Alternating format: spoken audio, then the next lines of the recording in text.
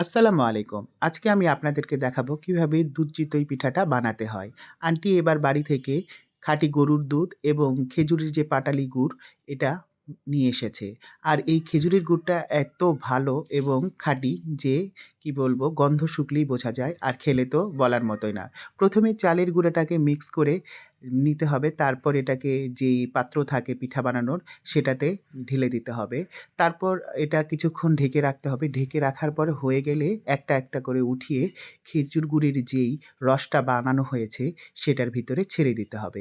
এভাবে আস্তে, আস্তে সবগুলো পিঠাই করে নিয়ে এইভাবে এই রসের ভিতর ছাড়তে হবে।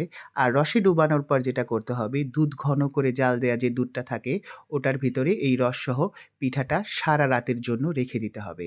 তো সারারাত রাখলে কি হবে? এই পিঠাটার ভিতরে এই রসটা ভালোভাবে ঢুকে যাবে এবং এই পিঠাটা একেবারে নরম হয়ে আসবে। নরম হয়ে আসলে সকালবেলা খেতে খুব ভালো লাগবে। তো আমি সকালবেলা এটা খাচ্ছিলাম। আর আমি যখন এই ঠান্ডার ভিতরে এই পিঠাটা খাচ্ছিলাম, তখন বারবার একটা কথাই মনে হচ্ছিল, মারা নিজ হাতে যেই পিঠাটা বানায় বা যে খাবারটা বানায়, সেটা এই পৃথিবীর সবচেয়ে অমৃত খাবার।